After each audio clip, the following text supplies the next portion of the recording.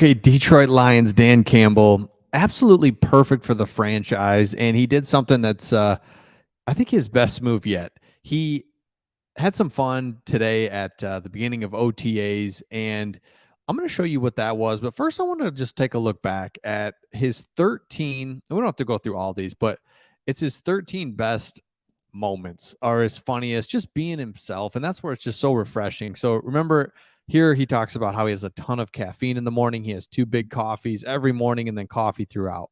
Then here he talks about how we're apex predators. Remember, he had that it was like a preseason game, and he just starts talking to everybody about how we're starving, so the hyenas better get out of the way. And then love it.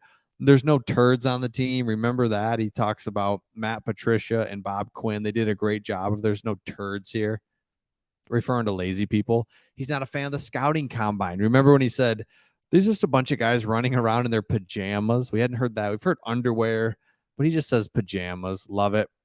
And then remember how he joked about being distracted by the wave, and that's how Panay Sewell caught a clutch 3rd and long?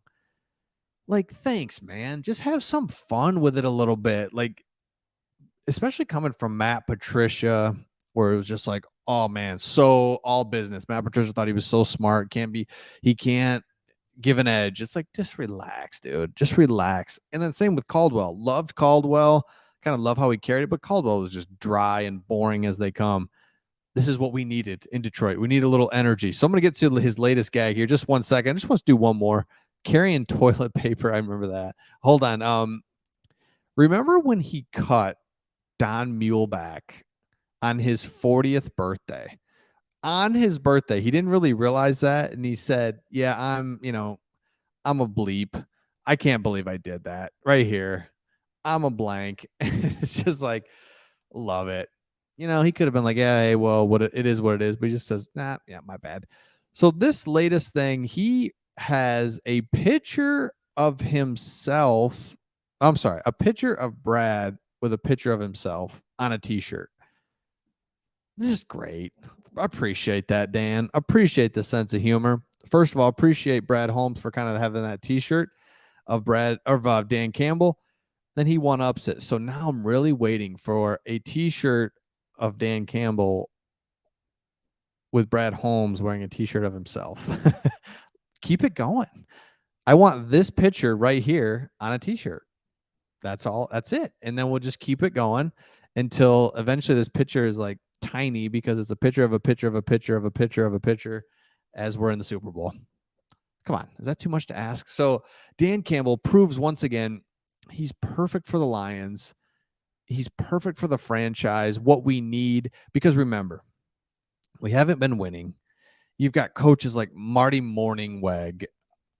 Jim Schwartz, I thought was weird, but weird in a good way, just because he fit what we needed at the time. We needed a weird, we've been losing forever, coming out of the 2000s. Jim Schwartz comes in 2009, gets Matthew Stafford and Dominican Sue. We're just going to be weird, and we're going to try to win, and we're just not going to get pushed around anymore. We've been pushed around for the last 10 years. Fine. Then you go from that to Caldwell, which, Caldwell's a little more serious, settles the franchise down. But Caldwell, man, again, kind of a soft-spoken guy. It's fine. But then from there, you go to Patricia. Patricia was the weirdest coach out there. Remember how he never answered questions? He's always dodging. Didn't want to give you the right answer. Just was trying to play games. He told the reporter, stop slouching, come early, don't be late. To reporters, he's cutting and trading our best players. And it was just like, dude, what is this? And throw on top of that COVID. And it was just like, this is no fun. And then bang, you bring in Dan Campbell, who is himself, has a good sense of humor, gets what's going on. But most importantly, guys play hard. Guys want to be here. Treats them like adults. Treats them like professionals. Treats them like men.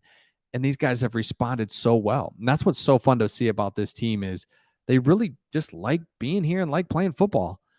I mean, there was nothing worse than the Patricia year where it's like nobody really wants to come to Detroit as it is, just cold weather, haven't won, and then the coach stinks. It's like, we're never going to win. Now you've got the reputation is building. Hey, come to Detroit. You're going to play hard. play physical. It's not going to be easy by any means, but the coaching staff appreciates you. They've been through the things that you're going through, and then hey, you're gonna have a chance to win.